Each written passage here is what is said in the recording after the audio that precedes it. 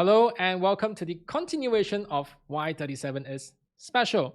So if you have not watched part 1, you don't know what we mean by 37 is special, do yourself a favor, go catch the video. Either the link is on the top right or in the description below. Come back whenever you're ready. So 37 is not the only special number. There is also another 2-digit number which we'll review in due time. But as promised, let's do this in algebra. So doing this in algebra means that I'm not just going to look at 37 times 4, 37 times 5. I want to look at 37 times whole numbers in general. I want to show that this is always true no matter what whole numbers I'm using. So instead of writing 37 times 4, maybe I want to write it as 37 times W, where W is going to represent just a whole number. Okay, and on the right hand side, I will get a 3-digit number, which I can try and represent using, say, 3 letters, A, B, C. Now, there's a slight problem here, and that is writing A, B, C in algebra does not really mean what we want to in this question. So, writing A, B, C in algebra means A times B times C. Oh, so in this example, in this case, it will be 1 times 4 times 8, which is 32. Now, I don't want 32, I want 148. So the solution to this is to involve the hundreds place, the tens place, and the ones place. So let me rewrite our general equation. 37 times some whole number is equals to 100A, because A is in the hundreds place, 10B, and C. Now, just go through this very quickly, substituting A, B, and C, 1, 4, and 8, and see if we get 148. Or if our numbers A, B, and C happens to be 814, 481, you should see that this will work. So, our job today is to show through a series of steps that if I rotate C to the front, meaning C is in the hundreds place, A is in the tens place, and B is in the ones place, this is also divisible by 37, meaning that it's 37 times some other whole number, which I will call it W1. So how do we do this? Now, there's a common tactic in mathematics, and that is what we call eyes on the prize. It's like when you're running a race, you keep your eyes on the finish line. So as we are doing things, we probably want to look at what's at the finish line. What do we want to show? This. Yeah. So how do we get from here, the starting point, to the finish point? Now here are a few things you might notice. This is 100A. In our finish line, this becomes 10A. Sort of like dividing by 10. And if you look at 10B, it becomes just 1B. Now for C, it's a bit different. C is going to be upgraded. Now, if you think along the lines of dividing by 10, well, I could sort of try and manipulate so that I have 1000C, 100A, and 10B. So if I have 1000C divided by 10 will give me 100. If I have 100A divided by 10, divide by 10. That would be perfect. So how I can do that is, let me just do some copy and paste. Right. I can do that if I add on 999C. Right? If I add on 999C, I'll have 1000C altogether. So you might be thinking, hey, aren't you making this more complicated? Now this is where I'll review what is the other 2-digit number that also has the same properties as 37. Now that number is 27. Did you get it? If you did, good job. So why 27 is because it turns out 999 is 37 times 27. You can go and check it out on your calculator.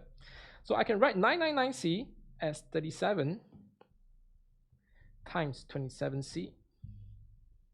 And I already know that this 100A, 10B plus C is 37 times some whole number. So actually I have this. Let me write this on the left hand side instead. Okay. So in the next line, I'll write this as 37 times W, some whole number, plus 27C. And this will be 1000C plus 100A plus 10B. All right. Now I just need to divide by 10 on both sides. Dividing by 10 on both sides, I will get exactly what I want. So let me just duplicate this and put it here. Okay. And then on the left hand side, it becomes 37 over 10 times W plus 27C. Now we are almost there because the right hand side, okay, we're looking at the second last line here and the last line. The right hand side looks exactly what I want, but can we say that the left hand side is equal? Can I say that, you know, I want 37 times some whole number? This does not look like 37. It looks like 3.7 times some whole number here. So how do we go about resolving this?